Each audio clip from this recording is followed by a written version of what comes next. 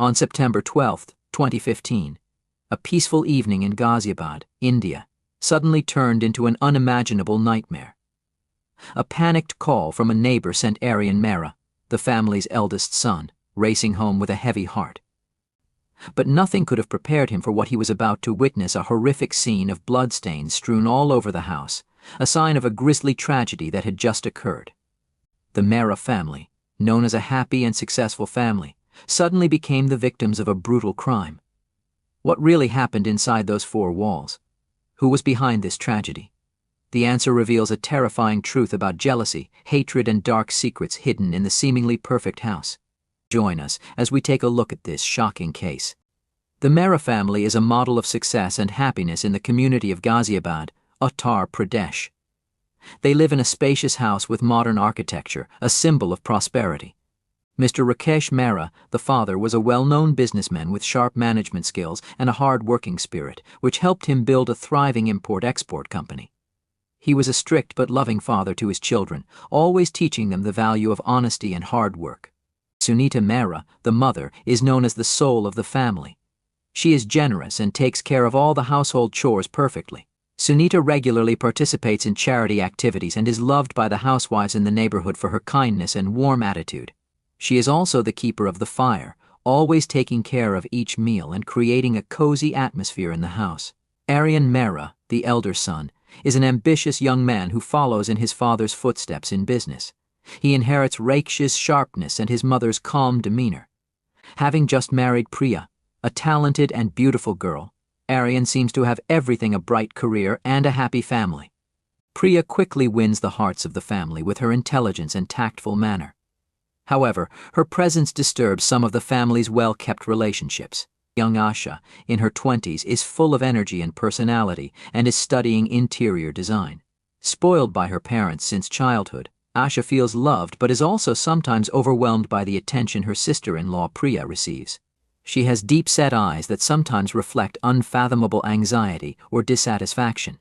Priya's presence makes Asha feel abandoned and less important in the eyes of her family, although this jealousy is often hidden behind a bright smile. From the outside, the Mehra family seemed to have it all: money, love, and harmony. They were often seen at public events, seen as models of success and well-being. But behind closed doors, small cracks began to appear, tensions quietly building between love and jealousy.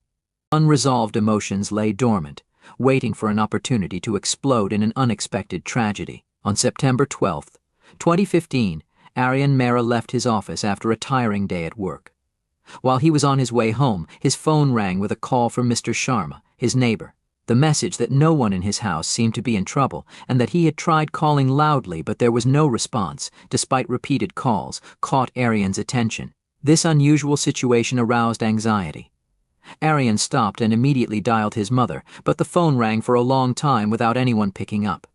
He tried calling his father, then Priya, but the result was the same. The unanimous silence from his loved ones made the atmosphere tense. Aryan didn't hesitate any longer. He picked up speed, eyes on the road ahead, as his mind raced with worst-case scenarios. His heart was racing, not from fatigue, but from a pent-up sense of unease. The streets became unfamiliar, and time slowed as Aryan drove through the familiar streets leading home. The closer we got to the house, the more the strange silence fell, making everything seem heavier and more uncomfortable. When Aryan arrived home, he found the front door ajar, unlocked. This was unusual, as his parents were very cautious about security, especially in an area where petty theft was common. Feeling tense, he stepped through the door and was met with an eerie silence. The house, usually filled with laughter, was now filled with an oppressive silence. The metallic smell in the air signaled something terrible. As Aryan entered the living room, he was stunned by the horrific sight. His father, Mr. Rakesh, was lying face down on the floor, his body motionless and covered in blood.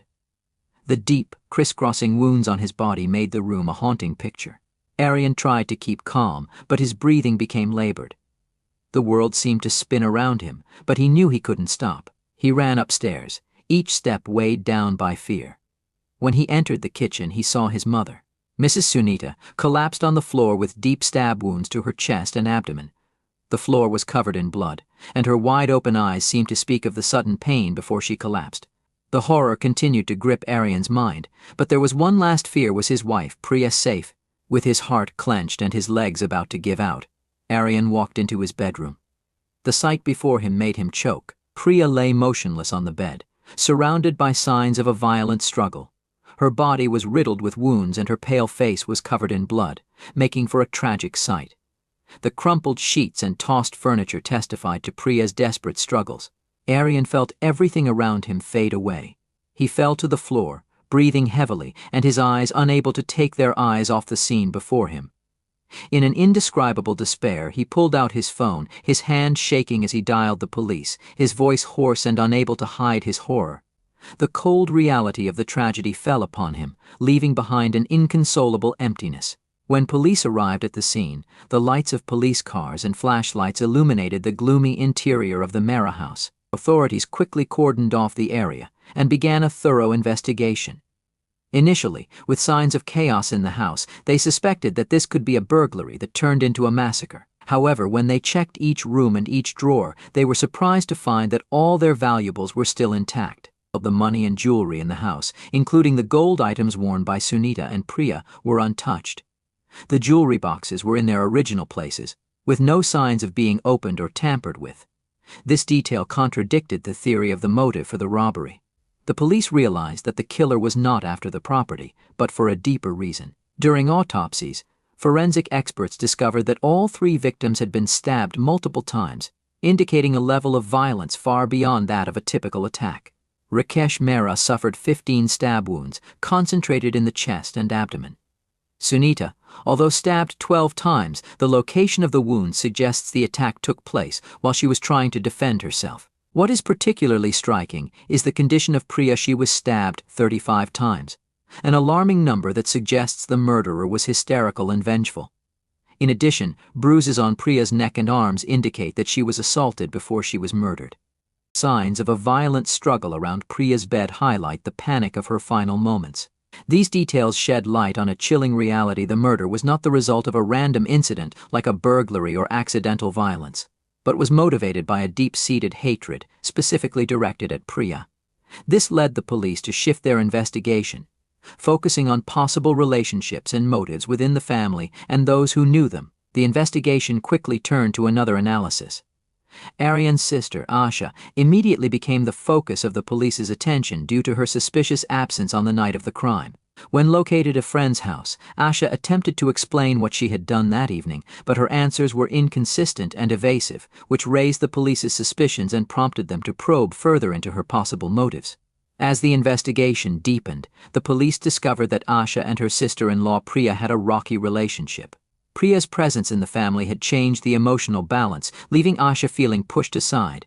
Priya had gained the affection and attention of her in-laws, something that Asha had previously enjoyed to the fullest. Although the initial disagreements were just minor clashes, over time, jealousy built up in Asha's heart. Aryan and Priya's parents' support in preparing to move out further added to Asha's sense of loneliness and abandonment. This support was not only financial but also emotional recognition and family guidance. It made Asha believe that her place in her parents' hearts was gradually being displaced. Police concluded that these factors created a tense picture, suggesting the possibility of deep personal motives on Asha's part. These clues led investigators to pay more attention to Asha's behavior and relationships in the time leading up to the murder, theorizing that jealousy and feelings of abandonment may have turned into uncontrollable actions. A closer examination of Asha's phone revealed a string of suspicious calls that had taken place on the night of the murder. These calls were all made to a man named Rajesh, who was later identified as Asha's secret boyfriend. Investigators immediately summoned Rajesh to clarify this connection. During the interrogation, Rajesh initially appeared tense but tried to maintain a calm demeanor. However, when questioned further by the police and confronted with concrete evidence, he could not deny his role. Rajesh confessed that in the days leading up to the incident, Asha had expressed her anger and frustration towards Priya. During a heated conversation, Asha asked him to help teach Priya a lesson, but he refused. According to Rajesh, he thought it was just a family argument where Asha wanted to show her disapproval or put pressure on her sister-in-law. Since the incident, Rajesh had avoided contact with Asha, fearing that he would get into trouble. Although the police did not believe Rajesh's words, his statement opened a new line of investigation, confirming that the relationship between Asha and Priya was more than just normal tension. Police begin to look more closely at Asha's role, suspecting that her personal grudges and motives may have been the main cause of the horrific tragedy. After hours of intense interrogation, when faced with clear evidence and pressure from the investigator, Asha could no longer maintain her fabricated story. Her eyes wandered, her voice cracked as she began to admit the whole truth. Asha said that feelings of abandonment and jealousy towards Priya had been building up inside her. Ever since Priya got married, Asha felt that her position in the family had been overshadowed. The attention and love she had received from her parents had suddenly been directed towards her sister-in-law. These feelings turned into an obsession, and she was consumed with the idea of revenge. Asha said she had planned the murder with her secret lover Rajesh. The initial goal was to terrify Priya into leaving the family, but the intense emotions led to more terrible actions. On the night of the murder, Asha waited until everyone in the house was asleep, then opened the door to let Rajesh in. Tension was high as the two moved quietly to Priya's bedroom. They burst into the room, waking Priya with surprise and panic. Priya fought back fiercely, causing the attack to become chaotic. The sounds of the struggle echoed from the bedroom, enough to wake Rakesh and Sunita. When Asha's parents rushed to check on them, they stood frozen in shock at the horrific scene. In that moment, a cruel decision was made: there could be no witnesses. The two turned to attack Rakesh and Sunita. Asha described the incident in a trembling voice, her eyes distant as if trying to escape the haunting memories. The police recorded her confession, stunned by the unexpected brutality. Jealousy, abandonment, and simmering emotions led to a tragedy no one could have predicted. After receiving a detailed confession from Asha, the police continued to summon Rajesh for further questioning and clarification of his role in the case. Faced with new evidence and Asha's own testimony, Rajesh realized that there was no way to deny it. The calmness he had tried to maintain from the beginning gradually disappeared, replaced by a tense expression and a gradual admission in his eyes. During a lengthy interrogation, Rajesh admitted his involvement and elaborated on what happened that fateful night.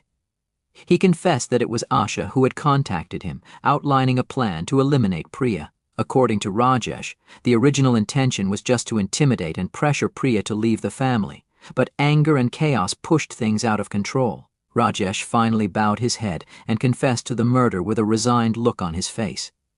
His testimony matched Asha's description, cementing the case and bringing to a close the chain of horrific events that claimed 3 lives in the Mehra family. The Mehra family massacre case became one of the most shocking events in Ghaziabad's legal history and was closely followed by the whole of India. The trial, which took place in 2016, attracted a great deal of public and media attention. It raised profound questions about the dynamics of family relationships and how negative emotions can lead to unimaginable tragedy. In court, both Asha and Rajesh faced justice. The trial was held at the Uttar Pradesh High Court, with lawyers representing both the accused and the prosecutor representing the victim's family present. The trial lasted for weeks, with evidence presented, witness statements, and psychological analysis of the accused. Prosecutors presented a full account of the events leading up to the crime, using evidence from Asha's phone, Rajesh's confession, and autopsy details. They highlighted the brutality of the crime, particularly the number of stab wounds the victim suffered, suggesting a level of hatred that was not simply a spontaneous act. Crime scene footage and forensic evidence were also presented, reinforcing the brutal nature of the crime. Asha's lawyer argued that jealousy and a long-term feeling of abandonment had put her under severe psychological pressure, pushing her to act rashly. However, the prosecutor stressed that the planning and execution of the murder demonstrated premeditated criminal intent, dismissing any argument about a sudden outburst of emotion. Under the Indian Penal Code, murder is punishable by death or life imprisonment, depending on the severity and circumstances of the case. The court concluded that Rajesh, having played a direct role in the murders, was ultimately responsible. He was therefore sentenced to death, in keeping with the spirit of Section 302, considering the heinous nature of the crime. As for Asha, although she did not directly commit all the murders, she participated in planning and abetting the crime. The court sentenced her to life imprisonment, in accordance with the provisions of Indian law regarding accomplices in murder cases. The court's verdict was met with public approval, although some expressed their sorrow at the jealousy and negative emotions that led to this tragedy. The trial was not only the end of a horrific case, but also shed light on the dark corners of family relationships and the terrifying consequences when feelings are distorted by jealousy and hatred. Aryan, the sole survivor who witnessed the destruction of his family, could no longer bear to live in Ghaziabad, where every corner and room was a reminder of memories and loss.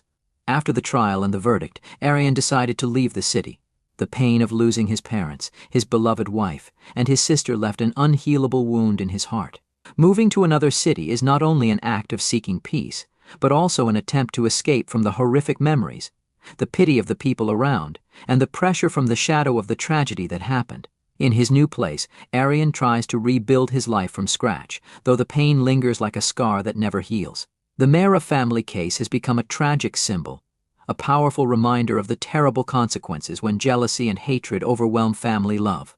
It is a clear demonstration of how negative emotions can build up and explode into irreversible actions, with painful consequences not only for the perpetrator but also for other innocent people. After following the entire details of this case, what do you think caused a seemingly happy family like the Mehra family to fall into this cruel tragedy? Is it because Asha's parents spoiled her too much that led to such a tragedy? Share your thoughts on this with everyone. Thank you all for following and accompanying the Mehra family case with our channel. Don't forget to subscribe to the channel and turn on the notification bell to watch the next interesting cases.